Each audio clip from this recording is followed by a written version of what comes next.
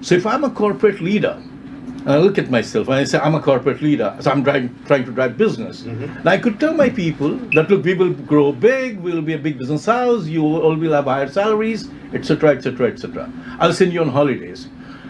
I could also tell my team that we will be one of the giants, African giants globally. I'm giving them a cause. That's right.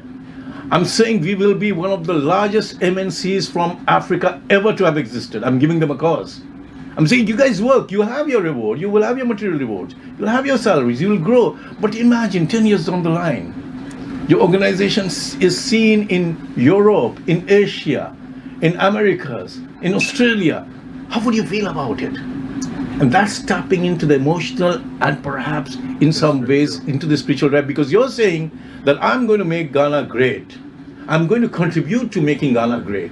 That's what you're looking at. So that's the difference between a good leader and a great leader. And a great leader, okay. A great leader created a cause, a vision, and says, this is what you want to look at. And if you allow me, there's an extension to this. Sure. When looking at leadership, and we use the word very loosely, one thing I want to emphasize is that politicians are not leaders. And we should be very clear about it. Okay. Politicians are politicians. They protect the self-interest, they look after the self-interest, they want power, they want control, and they just want to ensure that everything that they do is driven in that direction. So when I say leaders, I use the word progressive leaders, leaders who would have a vision, a mission, who would be able to relate to the people at a deeper level, who would be able to identify what is it that will make a team, a group, a nation, a continent great. Create that vision. That's a leader. Right? Then comes a manipulator. And the manipulator often enough is confused as a leader. I'll tell you where I'm coming from. You look at Hitler. And some of the people, they ask me, how do you see Hitler? Was he a great leader? I would say he was a great manipulator. What do manipulators do? They tap into your fears. They tap into your fears and they play with it. Regressive is the word for them. Now, a number of leaders today, political leaders I call them, presidents and prime ministers in a lot of countries today are manipulators, not genuine leaders. If you're looking at a leader, you're talking about Nelson Mandela kind of guy who, at the height of this conflict, immediately after his release in South Africa, goes to Cape Town, I think it was Cape Town, where he says, throw away your pangas and your knives and your guns. I mean, if he had been a manipulator, he would say, let's fight. We want control, we want authority. He didn't do that. That's what a leader does. That's what a Gandhi did in India, right? And that's where the difference is between a manipulator and a leader. And then you have the politician. And the politician can come in corporate organizations, in all kind of positions, What does a manipulator do? He wants to secure his own position.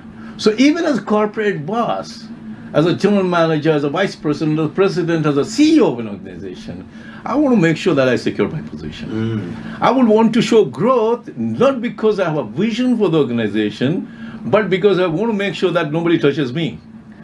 I will sack people. And that's one of the tragedies of modern day corporate culture. That the first casualty in a downturn for any organization is the manpower.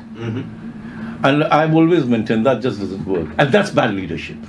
That's a political leadership. That's politician at work, actually. So, there are these finer nuances to leadership.